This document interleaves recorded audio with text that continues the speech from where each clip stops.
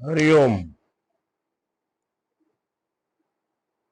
गुरुर्ब्रह्मा गुरुर्विष्णु गुरुर्देवो महेश्वर गुरुर्साक्षात् परब्रह्म तस्मै श्री गुरुवे नमः। अखण्डमण्डलाकारं व्याप्तं येन चराचरम् तत्पदं दर्शितं येन तस्मै श्री गुरुवे नमः। सदगुरुदेव भगवान की जय। आज आपके बीच में साढ़े साथी के प्रभाव पर चिंतन और अपना विचार व्यक्त करना चाहता हूँ।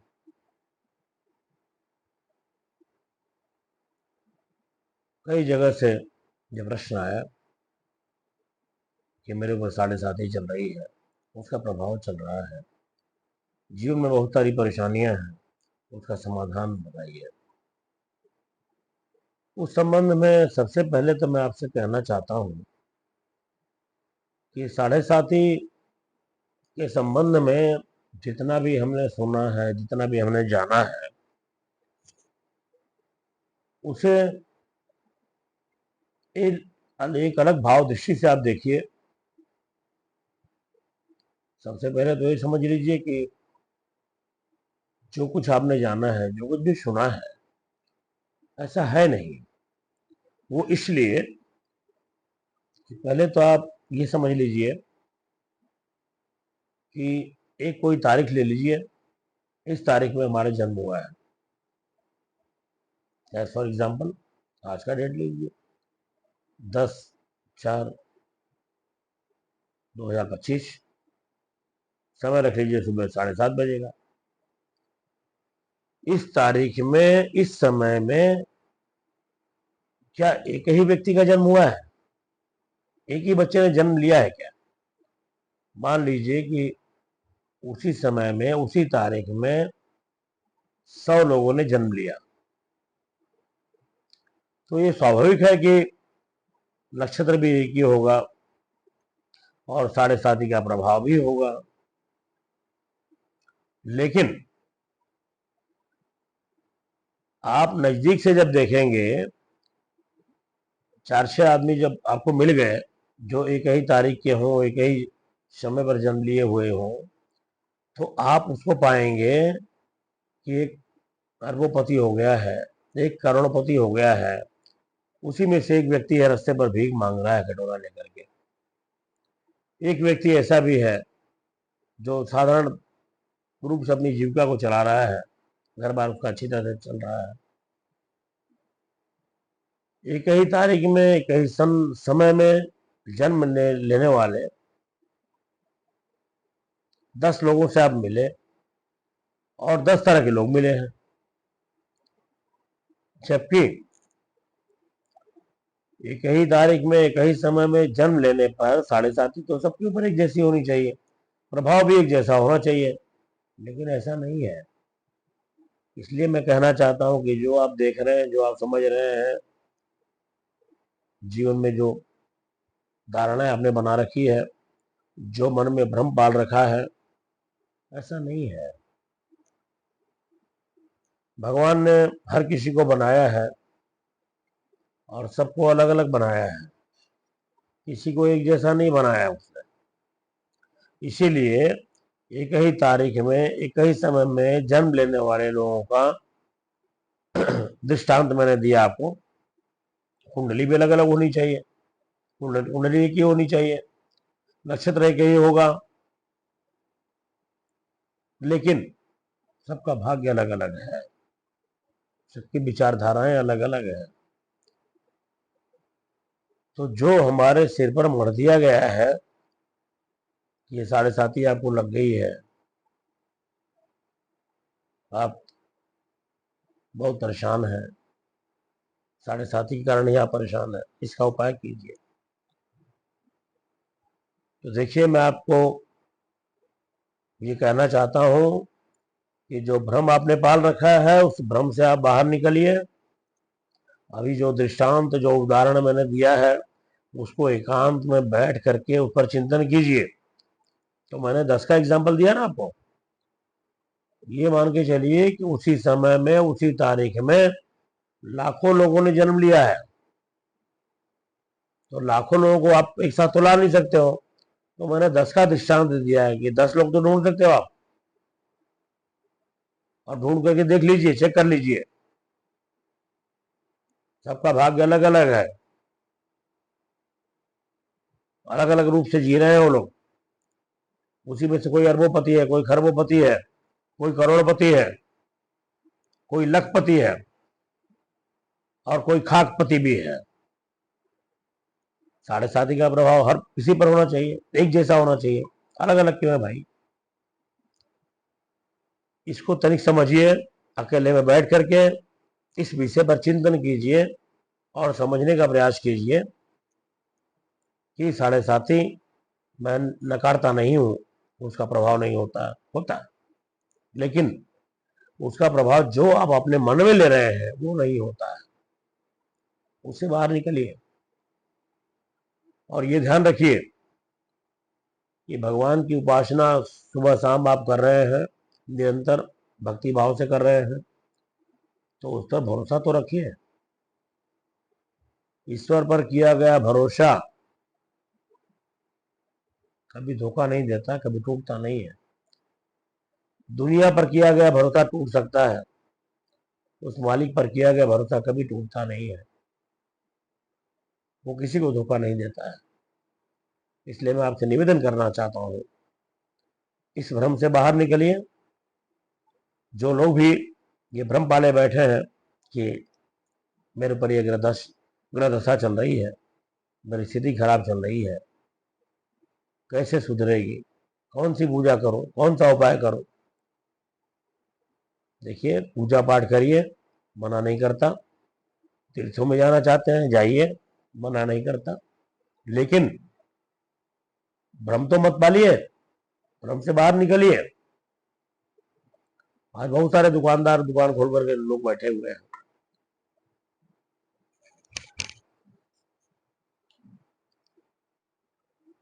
बहकाने के लिए। कब जागोगे आप? कब जागिए। और मैं तो ये कहना चाहता हूं आपसे कि कुंडली केवल हमारे सनातन धर्म में, अर्थात हिंदू संस्कृति में ही मान्य है। कैथलिक समाज में कुंडलियां नहीं बनती, मुस्लिम समाज कुंडली नहीं बनाता,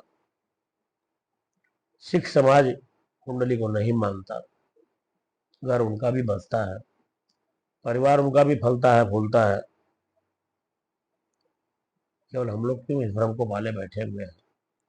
निकलिए इस भ्रम से। 7.5 का सबसे साधारण उपाय है, सिंपल तरीका है।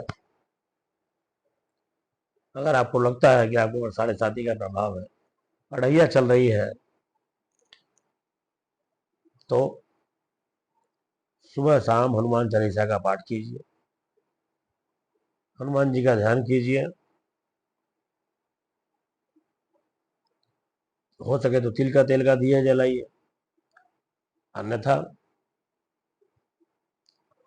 तिल का तेल अगर शुद्ध नहीं मिल पा रहा है तो राई के तेल का दिया आप जलाइए घर में। आपके घर की सारी नकारात्मक चीजें दूर हो जाएगी, भगवान शनि की कृपा भी होगी, आशीर्वाद भी मिलेगा। और मैं तो कहता हूँ शनि ऐसे देवता हैं कि सुबह नहा धो करके स्नान पूजा करके आप उंगलियों पर केवल 7 बार ओम सम शनैश्चराय नमः, ओम सम शनैश्चराय नमः, इस मंत्र का 7 बार पाठ कर लीजिए, उंगली पर गिन करके।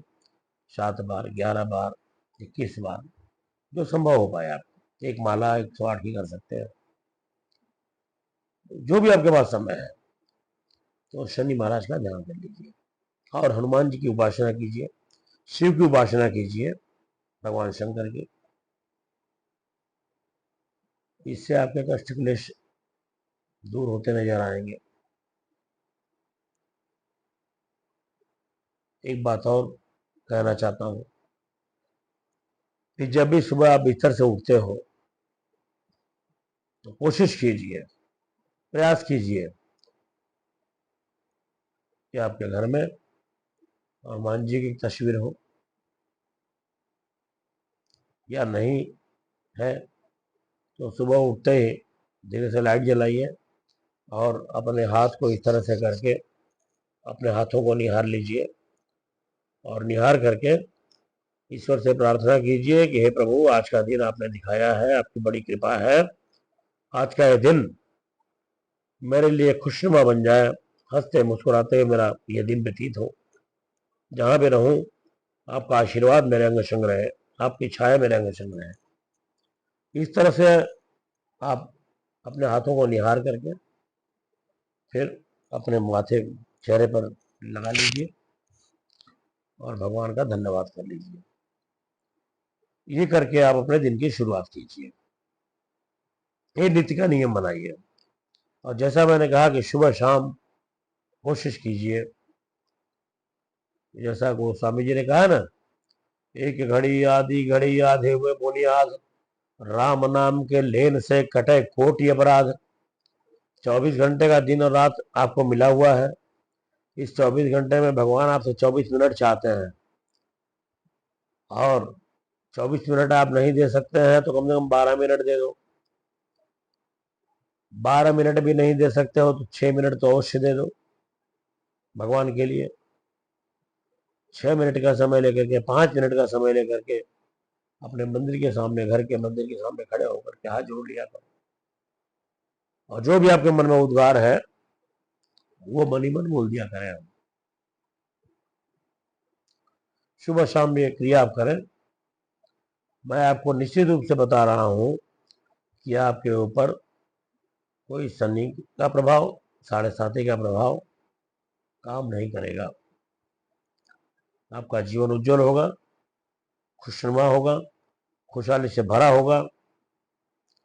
आपको लगेगा जहां भी आप अपने धंधे पर जाएं, व्यापार में जाएं, नौकरी पर जाएं, जब भगवान को प्रणाम करके घर से जाते हो तो ये ध्यान रखना कि एक छाया निरंतर आपके साथ रहती है। इसका आभास कर लेना, एहसास करना इस बात का, और हो सके तो मेरा नंबर आपके पास होगा, मुझे फोन करके अपनी प्रतिक्रिया बताना कि आपने क्या पाया।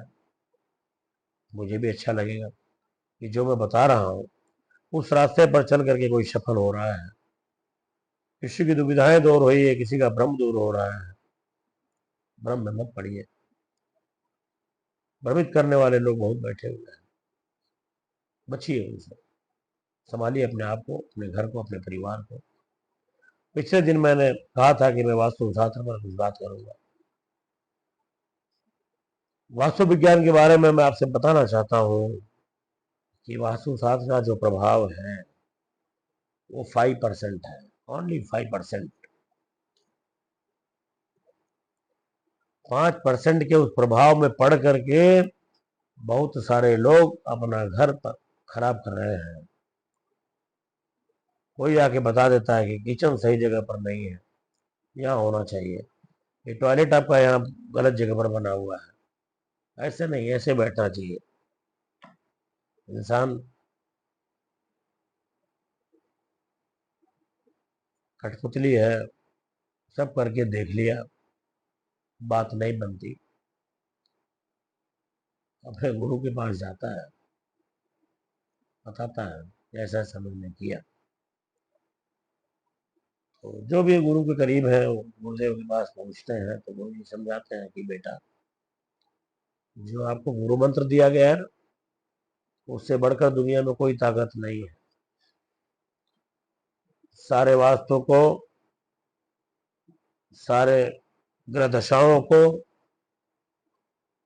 ठीक करने वाला अगर कोई मंत्र हो सकता है तो गुरु मंत्र है। गुरु मंत्र का प्रभाव बहुत बड़ा है। इसलिए भ्रम में पड़कर न जिए, अपना घर खराब न करें। और जिन लोगों ने ऐसा किया है उनसे आप मिलिए, कोशिश कीजिए, ढूंढ करके मिलिए। जिन लोगों ने अपना घर पूरा तोड़वा करके फिर से बनवाया है वास्तु के हिसाब से, उनसे जरा एक बार मिलकर देखिए और पूछिए कि क्या ये कर देने से आपकी जो समस्या थी उसका समाधान हो गया। आपको जवाब जो मिलेगा वो मैं अभी से बता देता हूँ, जवाब मिलेगा नहीं, नहीं मिलेगा, उत्तर मिलेगा नहीं। और मैं तो यहाँ तक कहता हूँ कि समस्याएं तो दूर हुई नहीं, समाधान हुआ नहीं, चिंताएं और ज्यादा बढ़ गई।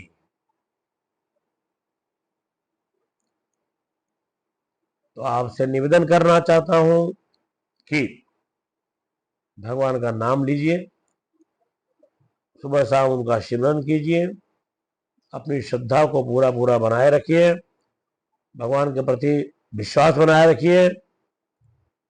जैसे द्रौपदी ने बनाया था, जब तक द्रौपदी को अपने 5 पतियों पर भरोसा होता है, गंगा पुत्र भीष्म पर भरोसा होता है, गुरु द्रोणाचार्य पर भरोसा है, कृपाचार्य पर भरोसा है, तब तक भगवान दूर खड़े रहते हैं, नजदीक नहीं आते। जैसे ही लगता है कि नहीं, मेरी सहायता के लिए कोई नहीं आ रहा है, तो हाथ उठ जाता है, हे द्वारिकाधीश कब आएंगे।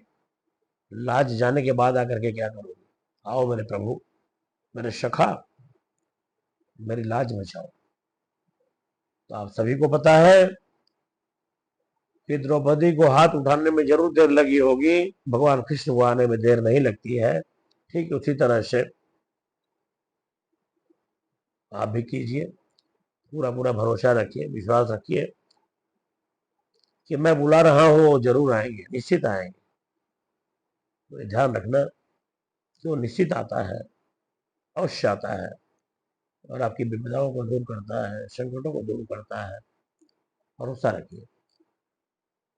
कमी वहां होती है कि हमारा भरोसा पूरा पूरा नहीं होता है, आधा अधूरा होता है। अपना भरोसा पूरा बनाइए, पूरा रखिए, तब वो आएंगे। आधे अधूरे मन को लेकर के बैठोगे कभी नहीं आएगा। प्रहलाद को पूरा विश्वास है कि मेरा भगवान इस खंभे में है, भगवान को आना पड़ता है, सबको पता है। इन सब कथाओं को याद कीजिए, पढ़िए, जानिए और भरोसा करिए। ऐसा नहीं कि वो सतयुग था, वो त्रेता था, द्वापर था, कलयुग में भी वो है, हर युग में है वो, और हर क्षण आपके साथ में है। आवश्यकता है अपने विश्वास को जगाने की, अपनी श्रद्धा को गहरी करने की। देखिए, विश्वास करके देखिए और फिर मुझे बताइएगा आप।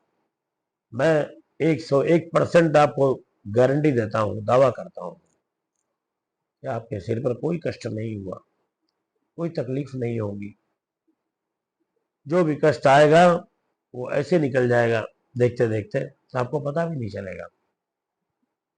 लेकिन उसके लिए दवाई एक ही है, औषधि एक है, और औषधि है केवल उसके नाम की।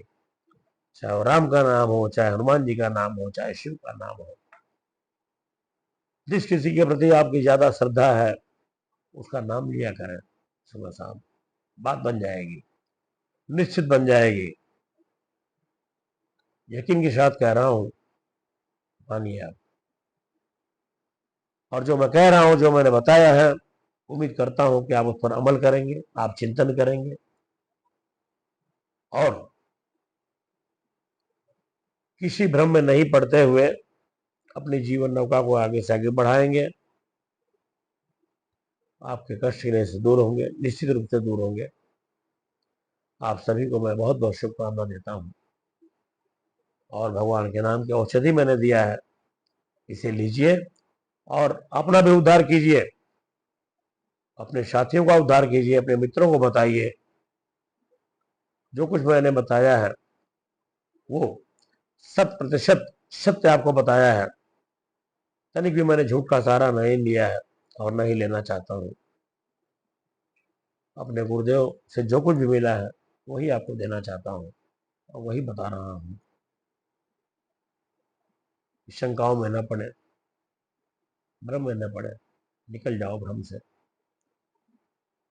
सज जाओगे, संवर जाओगे, अपने परिवार का उद्धार कर लोगे, अपना भी उद्धार कर लोगे।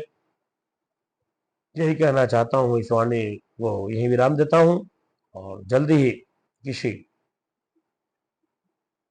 अन्य विषय पर मैं चर्चा करना चाहूंगा। बहुत बहुत शुभकामना। हरिओम।